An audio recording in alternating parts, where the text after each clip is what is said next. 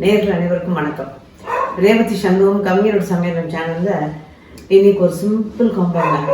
சும்மா போர் அடிச்சது தினம் பண்றதே பண்ணிட்டு இருக்கோம்னு சொல்லிட்டு வெறுமே ஒரு ரைஸ் ஒன்று பண்ணிட்டு ஒரு ரைத்தா, அதுக்கப்புறம் ரசம், இவ்வளவுதான் நான் பண்ண போறது இன்னைக்கு. இது என்ன ரைஸ்ன்னு பார்த்தீங்கன்னா கோவக்காய் வச்சு ஒரு சாதம்.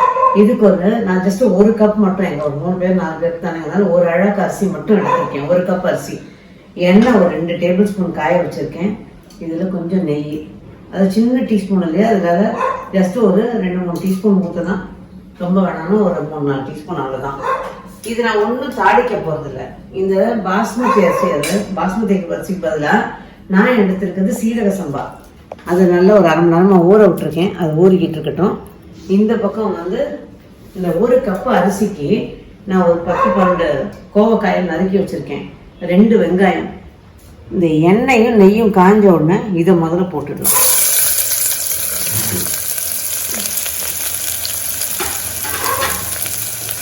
இது கொஞ்சம் உப்பு சேர்த்துறேன். இதில்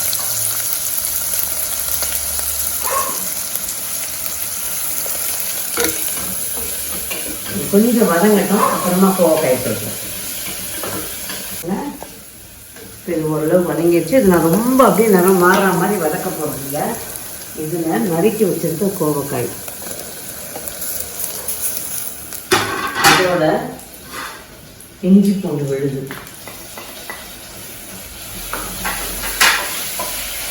இதோட கொஞ்சம் மஞ்சள் பொடி சேர்த்துக்கலாம்.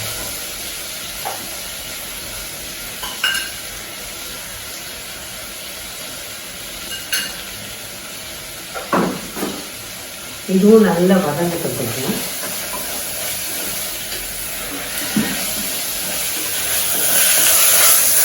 இந்த கோவக்காய் ஒரு 1/4 அரைவாசி வரைக்கும், அதுக்கு மேலே வேணாம். ஏன்னா நம்ம ப்ரெஷர் குக்கரை அரிசியெல்லாம் போட்டு மூடி தான் நான் எல்லாம் பண்ண போகிறேன். அதனால் இது அதுலேயே வேறு வெந்துடும். அதனால் ஒரு 1/4 வெந்ததுக்கு அப்புறமா நம்ம மற்றது எல்லாமே சேர்க்கணும், அவ்வளோதான். இப்போ பாருங்கள், இது ஒரு 1/4 வெந்து அந்த பச்சை வாசனை, இஞ்சி பூண்டோட பச்சை வாசனை போயாச்சு. எனக்கு அவ்வளோதான் வேணும். இது எப்படின்னா அந்த வெந்துடும். அதனால் நம்ம அதை யோசிக்க வேண்டாம். மிளகாய்த்தூள் ஜஸ்ட்டு 1 டீஸ்பூன். ரொம்ப அப்படி நடக்க வேணாம், கொஞ்சம் ரொம்ப கணக்காக எடுத்துக்கிட்டா 3/4 டீஸ்பூன் எடுத்துக்கணும் போதும். ஏன்னா நம்ம மசாலா தூள் கொஞ்சம் அதில் போடுவேன். அதனால ஒரு 1 டீஸ்பூன், சின்ன டீஸ்பூனால ஒரு 1/2 டீஸ்பூன் தனியாத்தூள். அதோட கரம் மசாலா, இது கரம் மசாலா போடலாம், கறி பவுடர் போடலாம், எது வேணால் நம்மகிட்ட இருக்கோ அதில் போடலாம். ஒரு 1/2 டீஸ்பூன் அவ்வளோதான். 2 நிமிஷம் பரட்டிடலாம். இதுக்கு கருவேப்பிலை, கொத்தமல்லி, புதினா எதுவும் கிடையாதுங்க. இது அப்படியே ஜஸ்ட்டு சிம்பிளாக பண்ணுறது தான். அப்படி தான் பண்ண போகிறேன். தக்காளி கூட நான் போடல, எலுமிச்சம்பழம் ஜூஸ் தான் பண்ண போகிறேன். எலுமிச்சம்பழம் இல்லைன்னு நினைக்கிறவங்க நீங்கள் தக்காளியை இதுக்கு ஒரு 2 தக்காளி எடுக்கலாம். பெருசாக இருந்தால் 1 எடுங்க, சின்னதாக இருந்தால் 2 எடுங்க, அது போதும். ஜூஸாக இருந்ததுன்னா நல்லா ஒரு சின்ன டீஸ்பூனாக 2 டீஸ்பூன் ஜூஸ் ஊற்றணும். அவ்வளோதான். இப்போ ரெடி ஆயிடுச்சு. இதில் தண்ணியை அளவு ஊற்றிக்கலாம். நான் இந்த கப்பு தான், இது ஒரு அழகு கணக்கு. இந்த அழகுக்கு ஒரு அழகு போட்டிருந்தேன். அரிசியை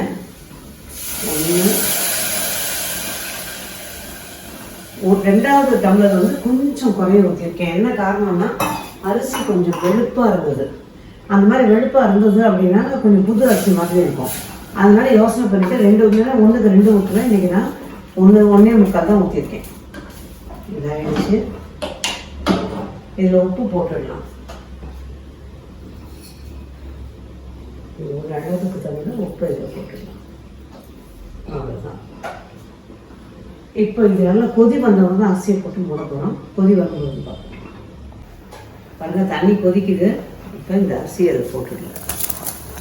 நான் அரிசியில் இருக்க தண்ணியை வடிச்சிட்டேன், அது சேர்க்க போகிறது கிடையாது. இதுக்கு புதினா, கொத்தமல்லி, கருவேப்பிலை எதுவும் கிடையாதுன்னு கேட்டிங்கன்னா கருவேப்பிலை போடலாம். புதினா, கொத்தமல்லினா நோ ஸ்டாக். எல்லாமே இப்போ கிளியர் ஆகிருக்கு. ஃப்ரிட்ஜை தொடச்சி வச்சுருக்கேன். இப்போ எல்லாம் வாங்கிட்டு வரணும். அதை இருக்கிற காய வச்சு ஏதாவது ஒன்று பண்ணிடலாம் அப்படின்னு. ஸோ இதுக்கு ஒரு தயிர் பச்சடி, ஒரு அப்பளம் இருந்தால் போதும். இல்லைன்னா உருளைக்கிழங்கு எப்போவுமே ஸ்டாக் இருக்கும். ஆனால் உருளைக்கிழங்கு வேண்டாம், அதனால ஜஸ்ட் ஒரு வத்தல் ஏதாவது வறுத்துட்டு தயிர் பச்சடி பண்ணிடலாம்னு நினச்சேன். ஆனால் ரசம் கட்டாயம் வேணும், என்னோட ஃபேவரட். அதனால அது ரசம் வேணும். ஸோ இப்போ இது ஆயிடுச்சு. அதில் ஜூஸ், இந்த லெமன் ஜூஸ் சொன்னேன் இல்லையா, அதை இப்போ ஊற்றிட்டோம்னா சரியாக இருக்கும். அதோட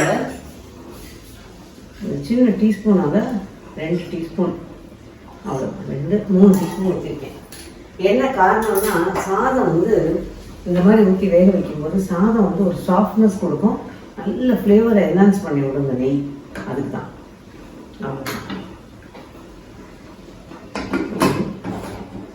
அவ்வளோ மூடிட்டு வெயிட் போடணும். வெயிட் போட்டுட்டு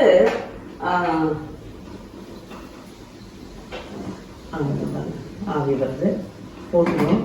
போட்டுட்டு அதாவது ஒரு துளி குறைச்சி வச்சுருக்கேன். இது 2 விசில் வந்த உடனே தீயை நல்லா குறைச்சிட்டு ஒரு 3 நிமிஷம் நிப்பாட்டி ஆஃப் பண்ணிடலாம், சரியா இருக்கும். அதுக்கப்புறம் பார்க்கலாம். ப்ரெஷர் அடங்கியாச்சுங்க. நான் வந்து ஹை ஃப்ளேமில் ஒரு துளி குறைச்சிருந்தேன். மீடியம் ஃப்ளேம் கூட கிடையாது, அதை விட கொஞ்சம் ஜாஸ்தி. அது 2 விசில் போட விட்டேன். அப்புறம் தீயை நல்லா குறைச்சிட்டு 3 நிமிஷம் விட்டுருந்தேன். அதுக்கப்புறம் சுவிட்ச் ஆஃப் பண்ணிவிட்டு அதை அப்படியே ஆற விட்டு ஆறி எடுத்து இதை பார்த்தீங்கன்னா தெரியும். நல்ல ஃப்ளேவர், இது எதுவுமே போடாமல் சூப்பராக இருக்குது ஃப்ளேவர், நல்லா இருக்காங்க. அவ்வளோதான். ஒரு பரட்டு நினைக்கிற சமைக்கிற சாதம்லாம் நிற்கும். அவ்வளோதான் அவ்வளோதான். இப்போ இது அழுதான். இது இப்போ டிஸ்பிளேட் எடுத்துருவோம். சுட ஒரு தயிர் பச்சடி அப்பளம் தான் சொன்னேன் பார்த்தீங்களா, அதெல்லாம் நான் எதுவுமே போடல, கொத்தமல்லி கருவேப்பிலை எதுவும் சேர்க்கல. ஆனாலும் அந்த ஃப்ளேவர் நல்லா இருக்கு. நான் போட்டது இன்னைக்கு கறி மசாலா, கரம் மசாலா இல்லை, சாரி, அது கறி மசாலா நல்லா இருந்தது. அந்த கறி மசாலாவும் கரம் மசாலாவுக்கும் என்ன வித்தியாசம்னு பார்த்தீங்கன்னா, கரம் மசாலா ஒரு நார்த் இந்தியன் ஃப்ளேவர் கொடுத்து, இந்த கறி மசாலா வந்து நம்ம நான்வெஜ் பண்ணுறதோ வெஜிடபிள் குருமா பண்ணுறது எல்லாத்துக்குமே யூஸ் பண்ணுறோம். கறி மசாலாலே தனியாக கிடைக்கிது, அதை வாங்கி யூஸ் பண்ணிக்கலாம். இதெல்லாம் வீட்டில் நம்ம வந்து இந்த குருமாவுக்காக அரைச்சி வச்சுருப்போம். மிளகா, தனியா, பட்டை, லவங்கம், ஏலக்காய், இதெல்லாம் நம்மளோட சேனல்லையே அந்த பொடி பற்றி காமிச்சிருக்கேன். அந்த பொடியும் இதுக்கு நல்லா இருக்கும். பட் இன்னைக்கு என்கிட்ட இருந்ததுனால எனக்கு டக்குன்னு இதை எடுத்து போட்டுட்டேன். ஸோ இது ரெடி ஆயிடுச்சு. ஒரு தயிர் பச்சடி அப்பளம் இதோட வச்சு ஒரு தயிர் சாதத்தும் ஊறுகாயும் வச்சு சாப்பிட்டோம்னா தாராளமாக போதும்.